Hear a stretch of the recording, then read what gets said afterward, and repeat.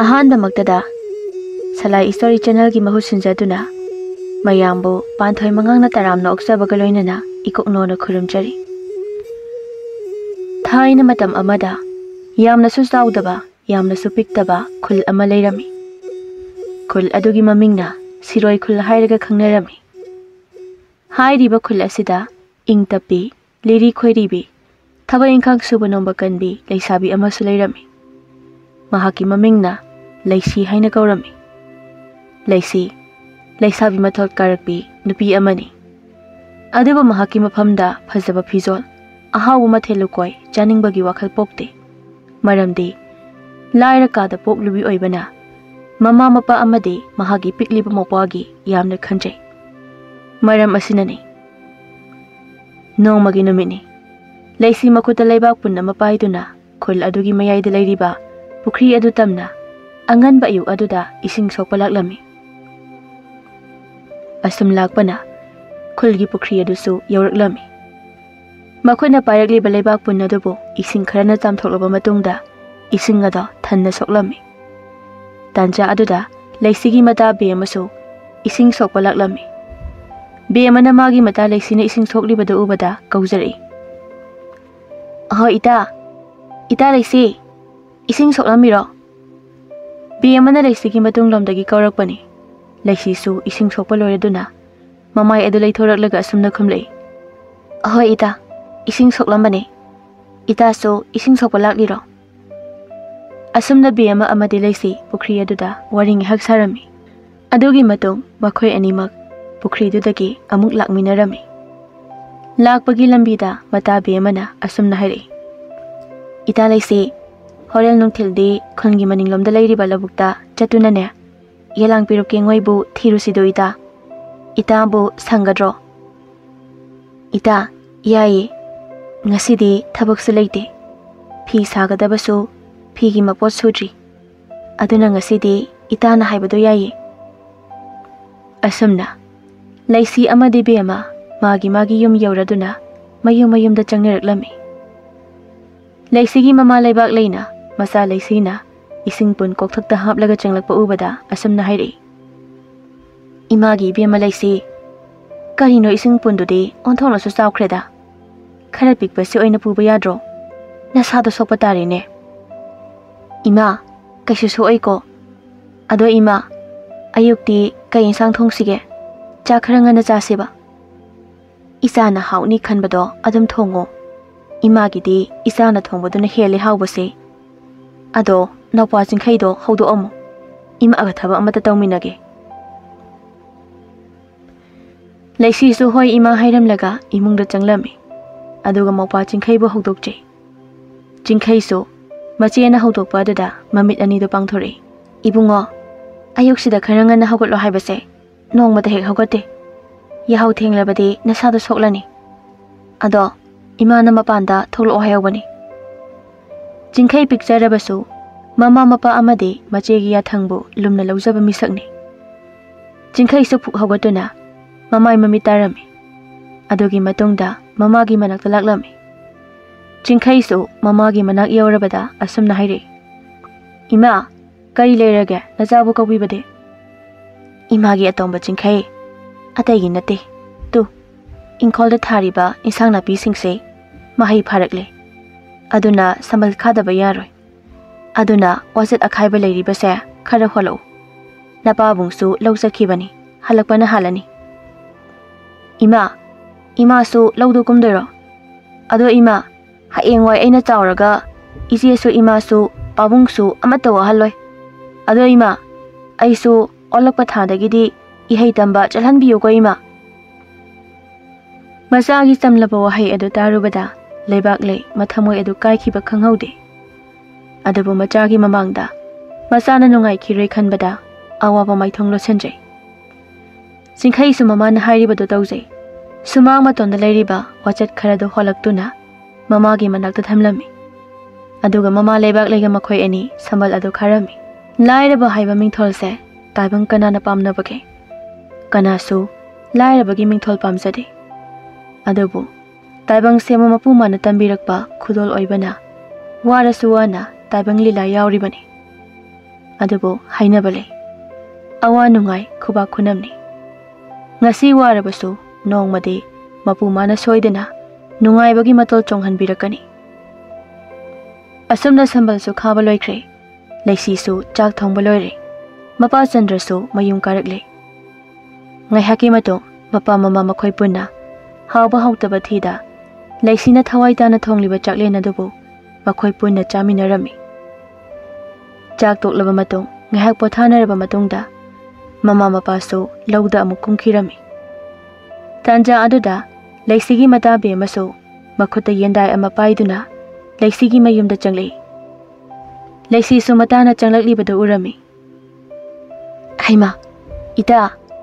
aidi ngasai haina bado kaukthok saunugo amta loisilakige asi hayam laga leisi saksangda changduna yendai adu bulawri aduga mokpa chingkhaida mapan thokanu hairam laga be amaga makhoi anisu maningi labuk tamna chatkirami ita leisi tu lambi mapangi labuk se aikhoiga thangnaba ine chawbina kengo yamna hawi hai sigi sida hana heklurase asumna lambi mapangi labuk aduda kumduna birup kengo hekpa horami nakal amaromdana leisigi khul asiga khara naknana leiba khul amadani khul asida malem kauba nupa ama leirami malem mabukjal sengba migi awa ana uba misakni malemgi apokpadi leikidre apokpi aduga machan amaga punna makhoi ahum khaktani malem yumgi maning thangbada leiriba ahangba inkhol sing adubu makhutta yotpak ama paiduna tawri malemgi mama ibem halsu lokum lubani adubu lofamda masa adu nungairaktabadagi mayumda karaklami ibem halsu masada tairiba lekhom sing adu samthoklaga imungda changle aduga macha malembu kaujare imagi ibunga malem tabro imagi nakta amukta changlakhu inkolgi thabak surama malem mamana kauruk patabadagi imungda changle amaramda mamana malembu kaukhibada malemgi machan henthoina sutarami henthoi so mamagi manakta changle matam maduda mamana malemda asumna haire imagi ibunga malem ima se hakjang khara nungaiti thangnaba khulsida amaiba ama leibani imada amukta kaurujo ibungo mamagi wahai adu taraga malem mapanda tholaktuna mahaki sagol angang bidu tongduna thangnabagi siroi khultamna sagol adu thauduna laklami asum leptana lakpana hojekti malem siroi khulgi manak naksilakle matam aduda nupi ani labukta leiribada urami mada urubada malem nupi singdugi manak tamna sagol adu thaujile malem su nupi ani dugi manak yaurakbaga sagol adu khamlami aduga asumna bo haire oho isan nanida nabungwa amata hangjagiba asi haina malem na hairami matam aduda pirup kengoi hektuna leiramba leisi amadi be amanasu nupa amana isan haina kauribadu tabadagi mamai leithore aduga leisina asumna haire ibong kari takpigadaba nasan aikhoibu kaubibadi hekta haibiyo ibong asi haina leisina ingna hairami leisigi nungsiba wahai aduda malemgi thamoyada pothapum khangjade mathum marang hauba haibado oirami adubu matang chade khanbana malemna asumna haire karigumba amata hangjage isan hoibu khul asidagi oibirabra hoi mane ibung kari hangbiningbano adum hangbiyo ibung malemna amu asumna haire isan hoigi siroi khul asida amaiba ama lei haina aigi imana takpire aigi imada masak kanna ngamdadana lehore amaiba adubu kaubu lakjabani ado amaiba adugi mamingso khangjade yaragadi mayumduga mamingduga amukta takpiyu doijan malemgi wafamada taraga leisina asumna khumlei ibung lambi asida adum chumna chatlaga khulyai chapchana khulgi pukri ama leibani pukri adugi awanglomda asum yengbada khongnang pambi ama hobani khongnang pambi manakta leiriba thongaldo amaiba khoidumgi thongalni aduda changbiyo ibung thagachari chananibu Adudi nabung chacharukige. Asi hairamlaga Malem sagol ado amuk makha tana thauduna maiba khoidumgi yum tamna laklami. Ngaihaki matung amaiba khoidumgi thongal yorami. Thongal aduda Malemgi sagol adu thamlamlaga changle. Amaiba khoidumsu sumangda kaunagi phak ama tharaga hiptuna leirami. Matam aduda Malemna changlakpagi khongthang makhol tabada khoidumsu hogulei. Malemdi khoidumbu amaibani khangdabana asumna hangjari. Ipu ihumasibu ipu maiba khoidumgi oibirabra. Khoidumsu Malemda asumna khumlei. Ishunupa mani chumi. Aini amaiba hairibato. Kari leirabage. Ipu da hekta hayudo ishunupa. Ipu aigi imada ayuk laukum lubani. Yum karakpaga masado ngamde. Ipu bu kauro takpirakpani ipu. Yaragadi nasugida ngahak lakpiyo ipu. Hoi. Adudi ngahak ngayuko. Ipu potlam chairam khara lokthok lukige. Aduga chalasiko. Asam na ngahaki matong Malemga amaiba aduga mayumda laklami. Amaramdana laisi amadi mahaki matabi amaso sandiya matam oiraklaba aduda mayumda karaklami. Ita laisi adudi ay lehorage ko. Ado ngasagi nupada nupani ko. Aydi itagi yamna ohiningi. As ita asibuwanin hainine. Aydi kem khande ko. Ado ita horendi insang lanasi. Asum na makoy aniso mayum da changnarami. Laisi mayum hek yawbaga pirup adubo manthokli. Aduloyraba matungda mama mapagi ising amuk lumbirami. Pumna makloyrabada laisi chak thongdoklaga thamlami. Mama mapaso halakladuna laisi bu kaujari. Ibema imagi laisi ima hoy hale. Ising lumdrabo lamlabadi amukta puthorau imada. Laisi sultana duna ising asabado mapanda puthori. Ima ising haibado sida leire. Oh hoi adu thamlamo. Ado chakti thongabo. Thonge ima. Ado thido amage. Mama nasu hoi hairi. Laisi sang adu thidoklami. Aduga makhoi mari puna chaminarami. Amaramda Malemgi yumdani. Malemgi mamado. Amaiba aduna phajana laitainabadagi anabado pharami. Ibema nasase matam kharadi thabuk lekhodo.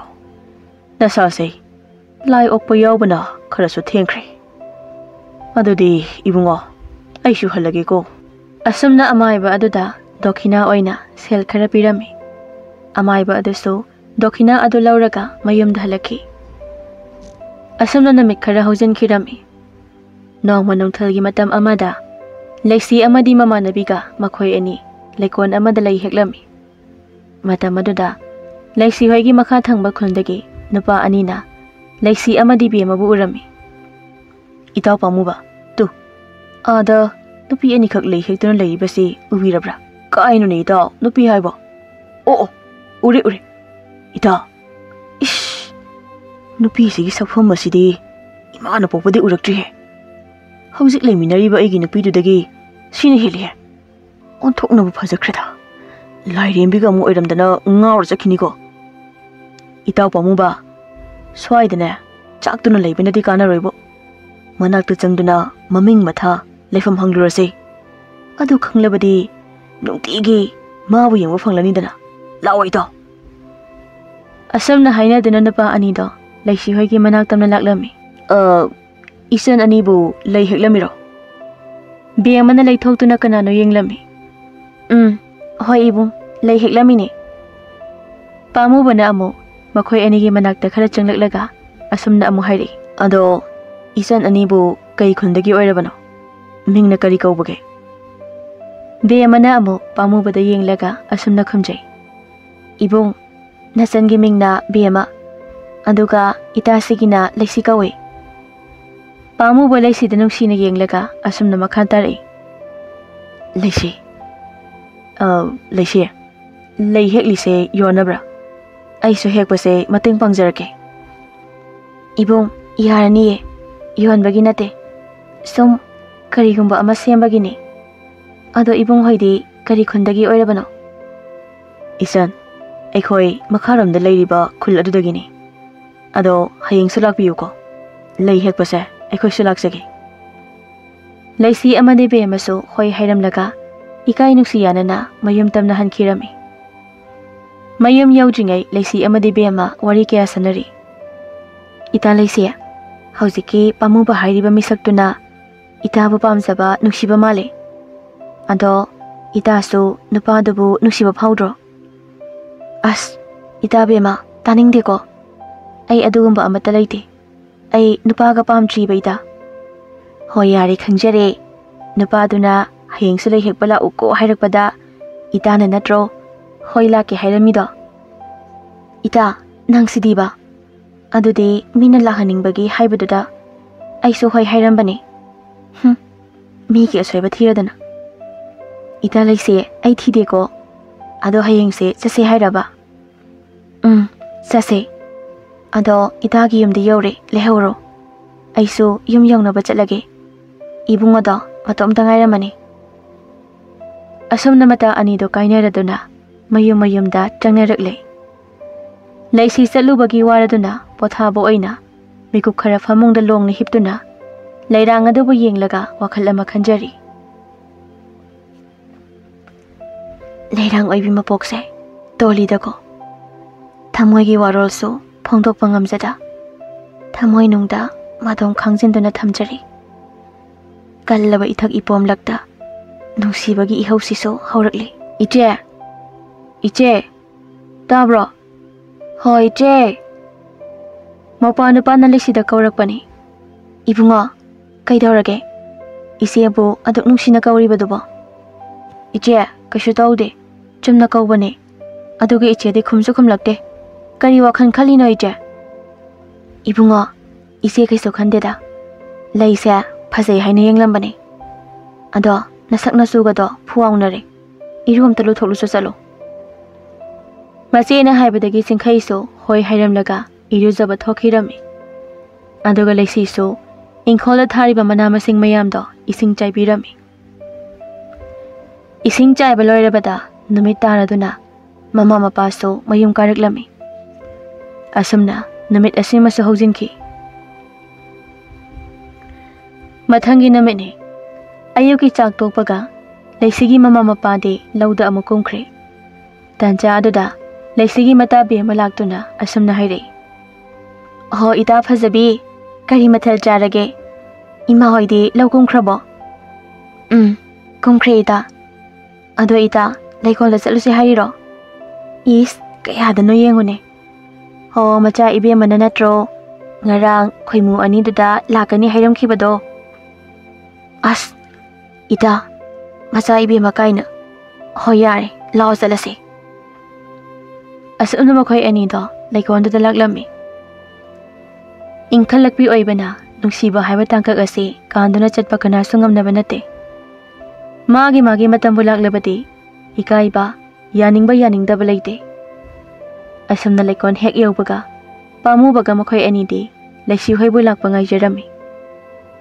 ibong kayam kuirabagi yobirakpa mata maduda pamu bana asumna khamlei isan laisi akhoi di laikon sida yorakpa khara kuire isan hoibu uningbana chak phauba pukthana chalaktrabani mata maduda be mana asumna haire is leina gade henjin mandro ngarang khak sakhangnaraga पामुब इकाई नमाई थोंग the लुथजे पामुब इकाई रे खंगलबदा पामुबगी मताउना अमु बेमदा असुमना हाइरे हो अखोइदि लायरंबी मानबी नोय अनिबु उरुबदगिने थमोयगसे पोथाव हाइबा याद्रबदो अदुना लैकोन सिदा लैकोन संबु ओइना ngataन हेक्ता लाक्लबदो हो थागत पिरानो अखोय लायरंबीगा मानजदेको अदो इबुंग सक्सुमिंगसु लैफमसु खंगनेरे अदो awat pa wahang amadi lairiko o kari amu wali bage akhoi khangdrabado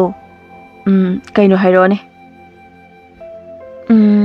adubura ibungani se nuzau aibi kana gumbigi mafam daga thamoi gi nungsiba pithokpa ga yaukhrabro Matam aduda pamubana oina pakhum lei. Isan, kadaidagino janoda. Aigi punsida sak unaduna leisa oibi kanaga wari sari base. Nakoina ahanmani. Ningthirabi leirangi leinamna chukhraba thamoise. Ngasidi pothau haiba yadre. Ado ichan, aigi thamoigi oiba wahai kharadi nahaki nata oibi leisida haijaningido mikup amata. Pamu bagi waloi dringi bemana hairi. Ho khangjare noi ani ngahak wari sanaro thamoigi wahang hang na horo. Asi hairam naga bema leikon manungdo changki. Aduga pamu bagi mata adusu bemagi matung inaki. Asamna numit asidagi leisi amadi pamu ba nungsigi lambida khusamnaba oiki. Amaramda malemso leisigi saktamadu buningsingduna talaiba matam oirakli. Nongma malemna siroi khonda mahaki sagol adu thauduna leisibu ujaningduna laklami. Adubu ubadi phangcharakte. Namit khudingi malem leisigi khonda laklami. Malemna toina laklibase leisidi karisu khangjaramde. Asamna toina lakpase leisigi mata bemana khangba horakle. Malem nungdang wairamgi matam amada siroi khonda laklami. Matam aduda malemga bemaga thengnaki. Malemgi maphamda bemana adumna hanglei. Ibung kari leirabake sumkoirakliro. Ijan sumkoirakpane. Kahina khangde. Isan hogi khullase lakningduna talaire. Nongmagi lahaudraba tumpham jafam khangdaba haibada oire ijan. Ado isan ganoma labukta leminarambi icando. Mahaki mingdi kari kaubage. Aduga isan gina kari. Ibung ita adugi mamingbudi leksi kawe. Aduga egina bema. Ado ibung kari gino ibungna ekhoi khonsida lahaudrabadi tumba jaba yade haibasibo. Maramga leirabadi haibirakpa yagadro. Ijan maramdo nongnini leiraga haijage. Ngasimak haibada yamna lemaroi. Ado ijan magi yumsina karamano. Lana khanbinu ko sum khangningduna tawbaniba. Kaisu lana khandeda ai haijage. Tu pukri leiribase pukri siga mayoknabada leiriba yumase aigi itadugini. Oh isan yamna nungaijare. Ado ngasigidi halage. Asamna leisegi mayum khanglabada malem ado hankirami. Mathangina mitagidi malem leisegi mayum mayagi pukri mayada laktuna leisi bungaijai. Adabu leisidi sungthok tholakide. Malem so leisegi masak udriba phawba halaroi khana leirami. Amaromda leisegi mama mapanda yumda halakide. Maram aduna leisi mathai warami. Adabu halakani khana leiri. Nakan amadana laudagi siroi khunlakpagi lambi mayaida chauraba kaijau ahumna koichat chatuna leiri. Kaijau ahum se ubadagi leisigi mama mapada lambi du lanba ngamjaramde. Amaramda leisina mapada asumna hairi.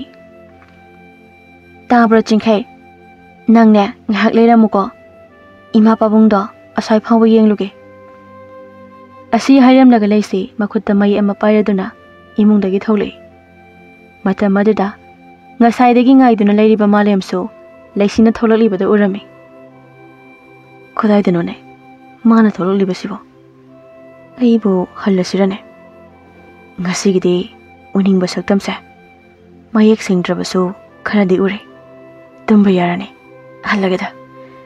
Natraga mana chalibasibu yengkhisirane. Yengake. Nupi mana mamlaba matamsida kadaidanu chalibasibo. Asi khana malem leisigi matung inare. Ngahak samlaklabada khunjin lanthorakle. Kadaidanu mana chalisibo. Masibu lainaga chiliba haibadurane. Oirambatai. Natrabadi nungdangsida labuk daba lambisida chatpa hunade. Adabu karino haibado ngahaka yengkige. Asi khana leisigi matung asum ilakli. Ngahak asum inaraklaba matungni leisina matinda mama mapabu kauba horaklami. Macha leisina kaurakpa ase mama mapana sutarami. Matam aduda mama mapadi pakhatpa phawrami. Maramdi ꯀꯔꯤꯒꯨꯝꯕ ꯀꯩꯖꯥꯎ ꯑꯍꯨꯝꯗꯨꯅ ꯂꯩꯁꯤꯕꯨ ꯎꯈ꯭ꯔꯕꯗꯤ ꯁꯣꯏꯗꯅ ꯆꯥꯕꯤꯈ꯭ꯔꯅꯤ ꯍꯥꯏꯅ ꯈꯟꯖꯩ꯫ ꯂꯩꯁꯤꯁꯨ ꯃꯃꯥ ꯃꯄꯥ ꯀꯧꯕ ꯂꯦꯞꯇꯦ꯫ ꯇꯥꯟꯖꯥ ꯑꯗꯨꯗ ꯀꯩꯖꯥꯎ ꯑꯍꯨꯝꯗꯣ ꯈꯣꯡꯕ ꯍꯧꯔꯛꯂꯝꯃꯤ꯫ ꯀꯩꯖꯥꯎꯅ ꯈꯣꯡꯕ ꯑꯁꯤ ꯃꯥꯂꯦꯝꯅ ꯇꯥꯔꯝꯃꯤ, ꯑꯗꯨꯒ ꯂꯩꯁꯤꯁꯨ ꯇꯥꯏ꯫ ꯑꯗꯨꯕꯨ ꯂꯩꯁꯤꯗꯤ ꯀꯩꯅꯤ ꯍꯥꯏꯕ ꯈꯪꯖꯗ ꯑꯗꯨꯝ ꯆꯪꯁꯤꯜꯂꯤ꯫ ꯃꯥꯂꯦꯝꯅ ꯑꯁꯨꯝꯅ ꯈꯟꯖꯩ, ꯏꯆꯟ ꯑꯁꯦ ꯑꯋꯥꯐꯝꯗ ꯁꯣꯏꯗꯅ ꯇꯥꯕ ꯇꯥꯔꯦ꯫ ꯑꯩꯗꯤ ꯈꯨꯠꯂꯥꯏꯁꯨ ꯑꯃꯠꯇ ꯌꯥꯎꯔꯛꯇꯦ, ꯀꯔꯝ ꯇꯧꯅꯤ ꯁꯤꯗꯤ? ꯃꯃꯥ ꯃꯄꯥꯗꯨꯁꯨ ꯆꯥꯈ꯭ꯔꯕ ꯖꯥꯠꯂꯅꯦ? ꯑꯁꯨꯝꯅ ꯇꯧꯔꯒꯦ, ꯑꯩ ꯂꯩꯁꯤꯕꯨ ꯈꯥꯝꯂꯒꯦ, ꯑꯗꯨꯒ ꯃꯈꯣꯏꯒꯤ ꯑꯋꯥꯕꯁꯦ ꯀꯣꯛꯄꯤꯕ ꯉꯝꯕ꯭ꯔꯥ ꯌꯦꯡꯂꯒꯦ꯫ ꯑꯁꯤ ꯈꯟꯕꯗꯒꯤ ꯂꯩꯁꯤꯕꯨ ꯃꯥꯂꯦꯝꯅ ꯀꯧꯔꯛꯏ꯫ ꯏꯆꯟ, ꯑꯃꯨꯛꯇ ꯂꯦꯞꯈꯣ꯫ ꯃꯐꯝ ꯑꯗꯨꯗꯒꯤ ꯈꯣꯡ ꯊꯥꯡꯕ ꯂꯦꯞꯈꯣ, ꯅꯠꯇ꯭ꯔꯕꯗꯤ ꯅꯍꯥꯛ ꯑꯋꯥꯕ ꯁꯣꯏꯗꯅ ꯇꯥꯔꯒꯅꯤ꯫ ꯍꯧꯖꯤꯛ ꯈꯣꯡꯈꯤꯕꯗꯣ ꯀꯩꯅ ꯈꯣꯡꯕꯅꯤ꯫ ꯅꯍꯥꯛꯀꯤ ꯑꯋꯥꯕꯗꯣ ꯏꯕꯨꯡꯅ ꯀꯣꯛꯄꯤꯒꯦ, ꯑꯃꯨꯛꯇ ꯂꯦꯞꯈꯣ꯫ ꯂꯩꯁꯤꯁꯨ ꯀꯅꯥꯅꯣ ꯍꯥꯏꯅ ꯌꯦꯡꯗꯨꯅ ꯂꯩ, ꯑꯗꯨꯕꯨ ꯃꯁꯛꯇꯤ ꯃꯌꯦꯛ ꯁꯦꯡꯅ ꯎꯕ ꯐꯪꯖꯔꯝꯗꯦ꯫ ꯃꯥꯂꯦꯝꯅ ꯑꯃꯨꯛ ꯃꯈꯥ ꯇꯥꯔꯛꯏ꯫ ꯏꯆꯟ, ꯅꯍꯥꯛ ꯃꯐꯝꯁꯤꯗ ꯂꯦꯡꯗꯅ ꯂꯩꯌꯨꯀꯣ꯫ ꯅꯍꯥꯛꯀꯤ ꯏꯃꯥ ꯕꯕꯥ ꯃꯐꯝ ꯀꯥꯏꯗ ꯂꯩꯕꯅꯣ ꯑꯩꯉꯣꯟꯗ ꯍꯥꯏꯌꯨ꯫ ꯏꯕꯨꯡ, ꯏꯃꯥ ꯄꯥꯕꯨꯡꯗꯣ ꯂꯧꯗ ꯊꯕꯛ ꯁꯨꯕꯅꯤ꯫ ꯅꯍꯥꯟ ꯃꯈꯩꯗꯤ ꯉꯜꯂꯤꯉꯩꯗ ꯌꯨꯝ ꯍꯜꯂꯛꯄꯅꯤ, ꯑꯗꯨꯕꯨ ꯉꯁꯤꯗꯤ ꯍꯜꯂꯛꯃꯟꯗꯕꯗꯒꯤ ꯌꯦꯡꯕ ꯂꯥꯛꯆꯔꯤꯕꯅꯤ ꯏꯕꯨꯡ꯫ ꯑꯣ, ꯐꯔꯦ ꯑꯗꯨꯗꯤ ꯑꯩ ꯀꯩꯁꯤꯒ ꯍꯥꯟꯅ ꯃꯥꯌꯣꯛꯅꯈꯤꯒꯦ꯫ ꯀꯔꯤꯒꯨꯝꯕ ꯀꯩ ꯑꯁꯦ ꯃꯥꯏꯊꯤꯕ ꯄꯤꯗ꯭ꯔꯕꯗꯤ ꯂꯝꯕꯤ ꯑꯁꯤ ꯂꯥꯟꯗꯨꯅ ꯀꯅꯥꯁꯨ ꯆꯠꯄ ꯉꯝꯂꯣꯏꯗꯧꯔꯤ꯫ ꯀꯣꯏꯊꯣꯛꯂꯒ ꯆꯠꯄ ꯌꯥꯕ ꯂꯝꯕꯤꯁꯨ ꯂꯩꯇꯦ꯫ ꯐꯔꯦ, ꯅꯍꯥꯛ ꯁꯤꯗ ꯂꯩꯔꯝꯃꯨꯀꯣ꯫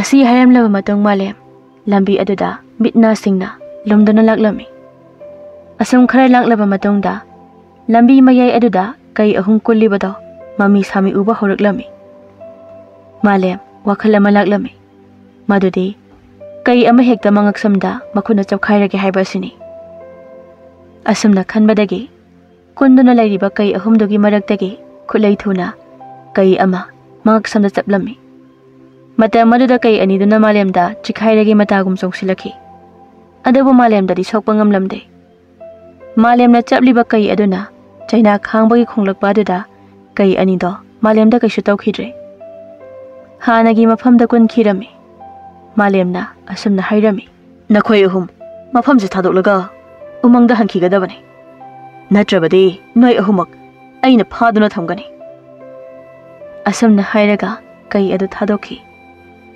ꯃꯇꯝ ꯑꯗꯨꯗ ꯀꯩ ꯑꯍꯨꯝꯗꯨꯁꯨ ꯎꯃꯪ ꯇꯝꯅ ꯀꯟꯅ ꯆꯦꯟꯈꯤ꯫ ꯍꯦꯛ ꯍꯧꯕꯗꯒꯤ ꯎꯍꯧꯕ ꯂꯩꯁꯤꯒꯤ ꯃꯃꯥ ꯃꯄꯥꯗꯨꯗꯤ ꯉꯛꯄꯅ ꯂꯣꯏꯔꯝꯃꯤ꯫ ꯃꯥꯂꯦꯝꯁꯤ ꯃꯈꯣꯏꯒꯤꯗꯃꯛꯇ ꯊꯋꯥꯏ ꯀꯟꯕꯤꯕ ꯊꯥꯔꯛꯄꯒ ꯆꯞ ꯃꯥꯟꯅꯈ꯭ꯔꯦ꯫ ꯀꯩꯁꯤꯡ ꯑꯗꯨ ꯂꯩꯇ꯭ꯔꯕ ꯑꯗꯨꯗ ꯂꯩꯁꯤꯒꯤ ꯃꯃꯥ ꯃꯄꯥꯁꯨ ꯂꯣꯠꯂꯝꯕꯗꯒꯤ ꯃꯥꯂꯦꯝꯒꯤ ꯃꯅꯥꯛꯇ ꯆꯪꯂꯛꯏ꯫ ꯏꯕꯨꯡꯉꯣ, ꯉꯁꯤꯗꯤ ꯅꯍꯥꯛꯅ ꯑꯩꯈꯣꯏ ꯑꯅꯤꯒꯤ ꯊꯋꯥꯏ ꯀꯟꯕꯤꯔꯦ꯫ ꯑꯩꯈꯣꯏ ꯄꯦꯜꯂꯦ, ꯍꯥꯏꯅꯤꯡꯉꯥꯏ ꯂꯩꯇꯅ ꯍꯔꯥꯎꯏ ꯏꯕꯨꯡꯉꯣ꯫ ꯏꯃꯥ, ꯄꯥꯕꯨꯡ, ꯃꯁꯤꯗꯤ ꯇꯥꯟ ꯆꯥꯅꯔꯨꯕ ꯍꯥꯏꯕꯗꯨꯅꯤ꯫ ꯏꯃꯥ ꯄꯥꯕꯨꯡꯕꯨ ꯑꯋꯥꯐꯝꯗ ꯇꯥꯔꯅꯤ ꯈꯟꯕꯅ ꯃꯇꯦꯡ ꯑꯁꯤ ꯄꯥꯡꯖꯕꯅꯤ꯫ ꯏꯆꯟ ꯂꯩꯁꯤꯁꯨ ꯏꯃꯥ ꯍꯣꯏꯕꯨ ꯉꯥꯏꯍꯧꯔꯤ꯫ ꯑꯁꯤ ꯍꯥꯏꯔꯒ ꯂꯩꯁꯤꯅ ꯂꯩꯍꯧꯔꯤꯕ ꯃꯐꯝ ꯑꯗꯨ ꯇꯝꯅ ꯃꯃꯥ ꯃꯄꯥꯕꯨ ꯄꯨꯔꯛꯂꯝꯃꯤ꯫ ꯏꯆꯟ, ꯍꯧꯖꯤꯛꯇꯤ ꯏꯕꯨꯡꯁꯨ ꯍꯜꯂꯒꯦ꯫ ꯑꯩꯒꯤ ꯏꯃꯥꯗꯣ ꯑꯊ꯭ꯋꯥꯏ ꯋꯥꯔꯝꯂꯅꯤ꯫ ꯑꯁꯤ ꯍꯦꯛ ꯍꯥꯏꯕꯒ ꯃꯥꯂꯦꯝ ꯃꯥꯒꯤ ꯁꯒꯣꯜ ꯑꯗꯨ ꯊꯧꯗꯨꯅ ꯆꯠꯈꯤꯔꯝꯃꯤ꯫ ꯑꯃꯔꯣꯝꯗ ꯂꯩꯁꯤ ꯑꯃꯗꯤ ꯃꯥꯒꯤ ꯃꯃꯥ ꯃꯄꯥꯁꯨ ꯃꯌꯨꯝ ꯌꯧꯔꯛꯂꯝꯃꯤ, ꯑꯗꯨꯒ ꯊꯣꯛꯈꯤꯕ ꯄꯨꯝꯕꯗꯣ ꯋꯥꯔꯤ ꯂꯤꯅꯗꯨꯅ ꯇꯝꯅꯔꯤ꯫ ꯂꯩꯁꯤꯗꯤ ꯃꯥꯒꯤ ꯃꯃꯥ ꯃꯄꯥꯕꯨ ꯑꯋꯥꯐꯝꯗ ꯇꯥꯒꯗꯕꯗꯒꯤ ꯀꯟꯕꯤꯔꯛꯈꯤꯕ ꯅꯨꯄꯥ ꯑꯗꯨꯕꯨ ꯃꯁꯛ ꯈꯪꯅꯤꯡꯕ ꯐꯥꯎꯔꯝꯃꯤ꯫ ꯑꯁꯨꯝꯅ ꯊꯥ ꯈꯔ ꯍꯧꯖꯤꯟꯈ꯭ꯔꯕ ꯃꯇꯨꯡꯅꯤ꯫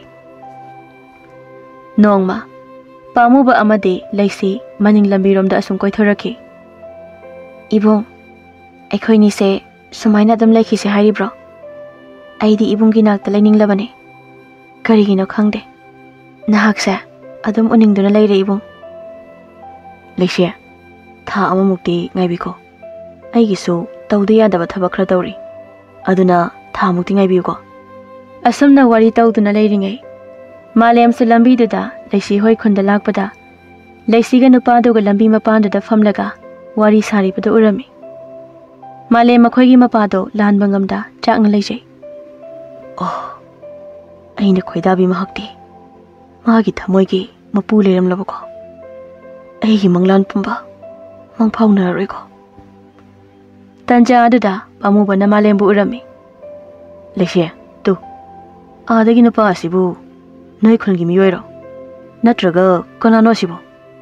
Ngasaidagi adum ꯑꯩꯈꯣꯏꯔꯣꯝꯗ ꯌꯦꯡꯗꯨꯅ ꯂꯩꯔꯤꯕꯁꯤꯕꯣ ꯏꯕꯨꯡ ꯑꯩꯗꯤ ꯈꯪꯗꯤꯌꯦ ꯑꯩꯈꯣꯏ ꯈꯨꯜꯒꯤ ꯃꯤꯁꯨ ꯅꯠꯇꯦ ꯂꯩꯁꯤꯌꯥ ꯑꯃꯨꯛꯇ ꯃꯨꯟꯅ ꯌꯦꯡꯉꯨ ꯈꯨꯜꯒꯤ ꯃꯤꯑꯣꯏ ꯑꯣꯏꯔꯝꯂꯕꯗꯤ ꯑꯩ ꯏꯀꯥꯏꯕꯅ ꯂꯣꯏꯔꯅꯤ ꯂꯩꯁꯤ ꯃꯃꯤꯠ ꯑꯗꯣ ꯃꯥꯂꯦꯝꯗ ꯃꯨꯟꯅ ꯌꯦꯡꯂꯝꯃꯤ ꯑꯗꯨꯗꯒꯤ ꯈꯪꯕ ꯉꯝꯂꯝꯃꯤ ꯅꯣꯡꯃ ꯊꯦꯡꯅꯈꯤꯕ ꯑꯃꯥꯏꯕ ꯍꯪꯈꯤꯕ ꯃꯤꯁꯛꯇꯨꯅꯤ ꯍꯥꯏꯕꯗꯣ ꯂꯩꯁꯤꯅ ꯄꯥꯝꯃꯨꯕꯗ ꯌꯦꯡꯂꯒ ꯅꯨꯄꯥ ꯑꯁꯤ ꯑꯇꯣꯞꯄ ꯈꯨꯜꯒꯤ ꯃꯤꯑꯣꯏꯅꯤ ꯍꯥꯏꯔꯝꯃꯤ Malem ngahak leremlaba matungda makhul tamna chatkirami amaram dabe maso leisi hoina leiribadu da laklami ho ita leisi tabro ima hoila anila o karigamba khanglabadi phubi batare leisi su pamu bada changlage hairamlaga mafamdo thadauktuna lakhi ita bema kaino adu kana lauraga haireklibadu ita aidi kana laukhide ko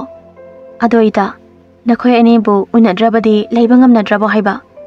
Ahan badati kaisukang dabasaraga. Hausik na loire. Mi laiki hidreida se.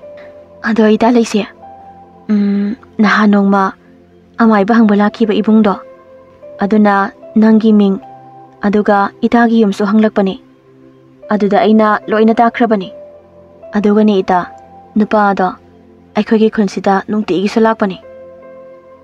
Andati karigi noita mana toina lakliba duna karige aigi ming hanglibana karigi oiriba andubu reita aina sumjingnaba amadile napa duna nahakse nungsijaba sumale as taningdego andubu wane na hairi ho aigidi ibung pamuba leijarabado handak mapoksigidi magine aise ho yare adoida karigamba itase Nupaduna ga laukrabadi kamaina tawne ho adumane sungwai oiroi asumna wari kaya sanarami mathangi namene malem ayuk sak tokpaga leisigi khun tamna laklami matam aduda bemaga malem ga lambi da thengnarami isan bema amukta ngai bikhoba isan nahaki na talesidi yumdagi mapan thoktrabo ibong thokpane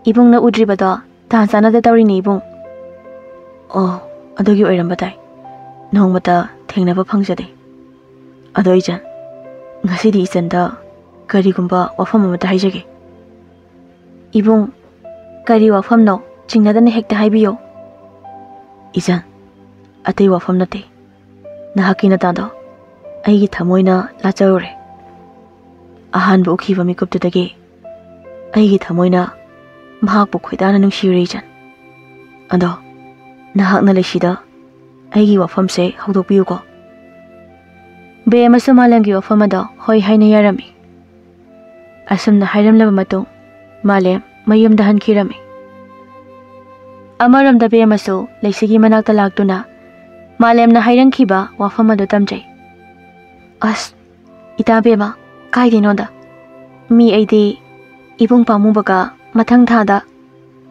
laisigi wa makha tadringai mama changlakhi isa anibu kari wari sarino be amana sumna khumlai ima kishnate da haimet pacha sirana hainarambani oh adudi phaiye ima so saning libani nobab achauba ama inkhol dagi heglo aduga ne pehna chathoklasi asumna laisigi wa makha ta bangamda haimet laga charami Namitogi ahingado leisi tumba yaramde nongma mama mapabu awabadagi kanwirakhiba khonjal aduga amaiba hangkhiba nupadugi khonjal duga manabagum tawbaduda leisi tumpham khangjade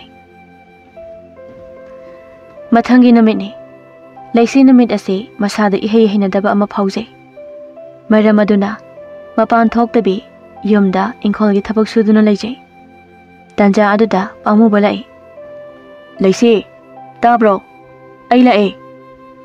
Leisi mamay ado, koy lilido na yengjay. Mata maduda, pamuba na thonggan dalipto na layriba doze. Ibung, karino, lakane so hayragte. Iyom sida hekta lakliba sibo. Ima hoi pabung hoina ukrabadi ai siba tariba. Laisia, adumna khallabadi nang ai karamna leiminane. Ngasidi nangbu lawbu laklibane. Lao, ai yumda chalasi. Ibung, ngasidi yaroiba. Mathang thada hainaraga, ai ngamoi ko ngasidi. Laisia, as ningai tarono base. Ngasi chalase. Nangi saktam udabada leiba ngamdreba. Laisi, tasengna hainadaba phauраklami. Ibung, anam yamna kale. Lamhen ganu ba. Ngasidi yaroi. Mathang thado aduda yarageba. Pamuba sauninglami maram aduna Laisigi khudang ado tapai aduga chinglami. Matam aduda Laisina adumna tawnu haina hanjan haijarami. Adubu upai lejaramde. Pamubana Laisibu asum chinglaklaba matungda pamubagi matawga thengnarami. Ida, Laisise machin melo. Mina takrabadi ekhoini afabo oirai. Asamna haibadagi Laisigi machinna do fi amana mention ki. Makut makhong pullaga kongkut amada thamlami. Laisibu phari basa atai kari sunate. Pamu ba haiba misakse pakhang natabanina. Laisibu phajilaga makhoi ani gi oige haiba wakhal asinani. Amaram da malemso Laisibu uningba phawbadagi laknaba sem sarami. Koino ngasi agi wakhal asibo. Laisi nahaki saktambu uningduna leire. Aibu ngasi chalaroi haina khanjabane. Nahaki lambida yetlaroi haina su khanjabane. Adubu ngasidi nangbu yamna uningba phawre. Kanade ngasidi khulai paiduna chalake. Asi khanduna male magi thang asangbado makhwangda yiplami. Aduga sagol adu tongduna siroi khuntamna laklami. Asam laklaba matung Laisigi mayumgi thongal yoraklami. Mata maduda bema Laisigi mayumdagi tholei. Isan, natado ngasidi unaruge khana laklabani. Ado natabu lehodabra ijan. Ibung, ita Laisido ayuk chak tokpadagi thiba phangdre. Aikhoi ani namit khudingi chak tokpaga punna leiminabani. Ngasidi kadai chakhrabano khangdre. Oh, Laisi leite haba. Adude ijan, Laisido laudaga ima pabunga chakhibajala. Ita do laudadi chatloye. Mama mapana so laukamba yade. Ado ibung aishu chatlage. Be ama chakhrabada malem so pukri mapalamda Laisibu ngaiba oina pukri mapanda phamduna leirami. Amaramda Laisidi kari tawgani khangjilaktre. Pamu basa Laisina so thawaigum nungsiba misakni. Laisi pendaba mayamsina sauningbasu phawrami. Laisina pamubada asamna hairi. Ibung pamuba, se, police thadokpiyo. Ai nangna haibado yarage. Ai bana yumda pubiro. Matam maduda pamubado nafetaraga asamna hairi. Kari haiba. Nokningida napau tabaside. Nahak yumda puba yaroi. Aina pakhang saraga nangbu aigi oinaba hotnabane. Nahakpu yumda purabade aigi nupidugi mabungsingna aibu hingna thamgani haiba thajate. Kanade adui sarok wangangdana tumina leyo. Laisi pakhatpa phawrakle. Nupi oibigi ikai khumnaba arembada mangladra khanbada pakhatjai. Ibung pamuba adumna tawbigano. Aisu nahaki na chani khanbiyo. Aina kari lalubagino. Ibungna asiguma phirap lauribasibo. Chanbiduna najanbu yumda halanbiyo ibung. Kari haiba. Yumda halanbiyo haiba. Yade. Nahak hankiba yadego. Tumina leyo. Aikhoina hairi khai nahakna yagadabane. Adu oiraba. Nahakna yumda hani. Kariguma yadraba. Nahaki aroibo oigane. Asam nang hek awai akhum tawnabada numisu tarakle. Numit taraklabada Laisigi mama mapasto mayum halakle. Laisi leiramdaba amade chingkhaina machedo chak tokpadagi yumda leite haina tamlami. Laisigi mamade paw adu tabada pakhattaba ngamlamde. Khudakta be amagi mayumda hanglubada be amanaso chingkhaina haibugumna hairakhi. Laibak leido mayumda halaktuna machabu kauraga kapchai. Matam aduda Malemna tarami. Maduda wakhal taraklami. Oh, leishidi kadayda chakraba. Soiroi. Maga khangnaba nupaduna soidana puramlagani. Ai sisuwa oirodaba asida wakhan sagalure. Phare magi laibakni. Asi khandana sagol kakhatuna thauba horaklami. Matam aduda Bemana Malembu thatuna asumna hairi. Ibung amukta lepikho. Nasanwa amata haijage. Ibung da haibambudi thoktabani. Adubo asengba khangningbagini. Isan kari wano hayu tase. Ibung tu maninglonggi kholla asidagi nupa amaga khangnabani. Nupa aduna puribra pudribra haibado khanglabadi awaba khara kokani khali. Hauji ine dusu kaptuna lehauri. Yaragadi khul aduda chatuna pamubagi yum hanglaga asengba pawdo khangninge ibung Malem laisibudi migi oirabasu uningbadi kokpu kawba leitri uningbagi mayaina hairibado yarami asumna Malem sagolado maning khul tamna thawraklami asum thawna lakpana asikpa lamhang ama yawraklami lamhang adu hek lanthokpaga nupi ama kapkhibagi khonjal tarami Malem sagoladu khamlaga mana thangatuna tarami Ibung pa mo ba nachanta adugumbali chachatbigano aiba nuksibirabadi aigi ikai khumnaba bumundigano ibung aiba nayumda pugase puro ibung Hoy taningdi tumilayo chabing ngangdiba nachinasi ngangdanaba thajinba tare asi haiduna makhut aduna thajilei matam aduda Malemna Pamubagi makhut ada matunglomdagi ta pharami itaw koidorage aigi khut phaidubo masinu pishe machin yamna kale thajinge tawbune wahai adu hek haiba loibaga Malemna pamuba bulaktani thore aduga mataw amadubuna Malemgi khuchauna amuktang mafam chana thabadagi wakhal mangki pamubada sapukana tharakhibadada wakhal manglami matam aduda Malemna leisibu pulliba thoriyado magi thangaduna kaklami Isan, matamse, fattaba misu yam leirabani. Nahakpu halakpa, nahaki ima babana ngayauri. Nupa anise, amuk khanalam hendanaba, makhong nama namase, kaktuna thamlamlake. Maraibuk pharaga hingjasano, fatragana sijasano. Asi haibaga, nupa anidogi yethangba makhong namado kaklami. Ibung, nahakpu kanano, naha nongma. Aigi ima bababu awafamdagi kanbirakhibado nattabra Ichan nahaki yum hana hannaba tawse warido kona sarase Lao aigi sagol asida tongkhalo Ibung ai sagol sida tongkhatpa ngamoi nupine Ibung na thangatpiyo chumine aidi kawredana se yarba se aingoda kanna payo Tahudanaba Ibung sagola se thawduna isan giyamda chalasiko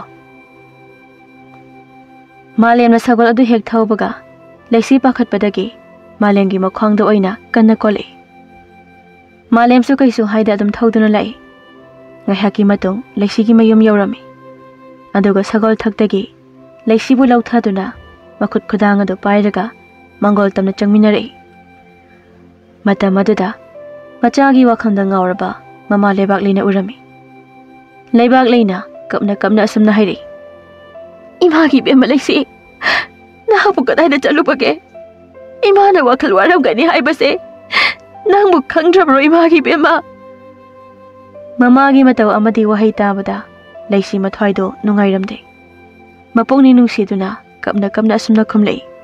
Ima nachana lamhenduna chaluba nate.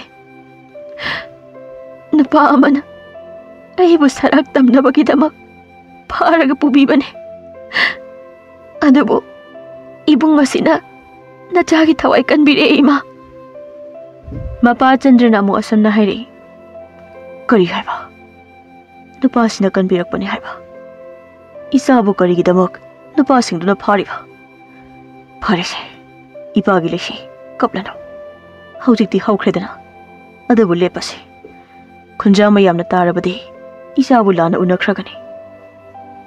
Leibak leina Malemda yenglaga asumna hairi. Ibungo, nahakna kari khundagino. Matau karamna isaga thengnaribano. Ima, nachade awanglomgi khunsidagini. Aina ngasi khonsida asum koiba lakjabani. Isan namana isan leisigi pawse tamlakpani. Paw adu tarubadagi aiso matengsi pangningbadagi makha khul tamna sagol thoroga lakpada isan leisina kapagi khonjal tabadagi thengnarakpani ma. Leisina mo makha tare. Ibung, nahak dilai ne. Nahak na ekhoy bukan bibane. Ima, pabung, ibung asina ne. Naha nongma kaigi khayatagi kan birakibado. Haujikti, mama mapaso pumna makhang labada. Malem bo asum nungshiraki. Malem na amu makha tare. Ima, pabung, isan, ay ngasigidi yumda hanjaraki. Ay bupopi ima do. Ay laktabada nungsha thiram lagani. Hoi hoi, phare. Adudi hannaba tawro. Aduga hayeng nongan baga. Imagi yumsida laktaba yaroi ko. Malem so, hoi lakjage hairam laga. Sagol thawduna chatkirami. Nungdang oibana malengwi saktam laksan bangam jada. Adumak namit adumasu hauki. Mathangi namini. Malem leksi hoida chatna baloishan baloirami. Aduga sagol adu thawraduna ayuk kharanganna leksi gida laklami. Amaram da leksi be amaso wari saduna sumangda nungsa yaiduna leiri. Leksi naso mata be amada asengba paw pumba tamlami. Ado itambe ma nupada masak yamna khangningi. Mahangna awabadagi anirak kanbirakhibani ita. Be amana malemgi masak ta ke hek tawbaga malem de leksigi thongal yoraklami. Ita leksi tu ada sagol tongduna lakliba nupa sinane ita bu kanbiribado. Nupa sida aina haikibani. Pamu bagi khunda satuna pamu bagi yum hanglaga ita bu leibra yengbiyu haikibado. Leksi haujiktada wakhan tare. Pamu baga leksiga maning leirakta phamduna leiringai malemna yenglakhiba mit yengdo.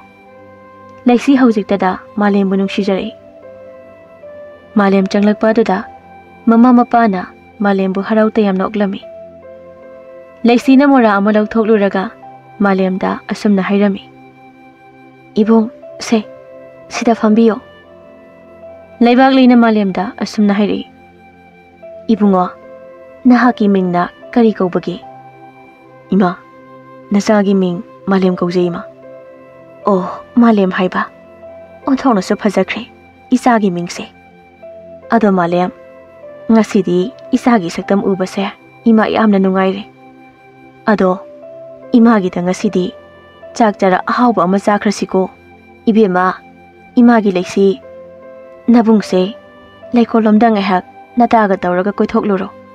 Imana chang isang mathel kya semlaga thonglamlage ko. Be amana oina khumlei. Hoi ima. Adudi ibung lao. Lao ita. Malem su thamoidadi harau jarami. Asumna leikonda laklaba matungda be amana nakal amada thaidokduna leiri.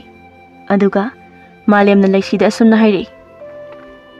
Leksi nahak aingonda lanasu khanbiganuko. Phattanasu lawwiganuko. Ngasidi aina famda thamoigi mapaw amakhak tamjage. Aigi wafamse isanda khudong chaba lobudi nachade. Ibung nachanda amo ikaiba pibiragano. Ibung na haiba khudingmak loina yaragani. Ibung gidamak siyo haina takbirabaso siba ngamgani ibung. Malemgi makhutuna leksigi nganglap tawbi chinbal aduda makhutuna melami. Leksi aduna siba pangano. Nahaki saktambo numit tha yengbagum yengliba malemgi angawba thamoine. Nangi saktambo udaba mikupta tumba chaba yada yamna wana lekhibane. Siba haiba wahaido nate ichanna pigadaba paukhumde. Ibung kari paukhumno. Ibunggi wahangdo hangbiro. Hairake. Leisi, yengo. Thazagina numit. Atiyagina thawan michak. Moigidi magi chanaba loina lekre. Adubu aigidi kana. Aigidamak inakta lengdana legadaba misaktuna kanano. Wahang asigi pakhum. Ngasi fawba kana amatana kumbide. Ngasidi ichan na pakhum mado. Bibir udo ichan. Leisi mathamoy nongda mathamarang haukre. Adabu leisi naso malembu khanjaba nukshirакpa oibana pakhum mado khumlei. Ibung thazagina namit atiyagina thawan oikibagum. Ibungiso ngasidagi nachanna oiragadabane. Ngasigi taibangsida aigidamak thamoy sengna lepirakadawba ibungumba laklaroi. Aduna ngasi kauba namitagi ibungina ai oijarage. Malem mana ningjaba ado namit adudagi thongjaki.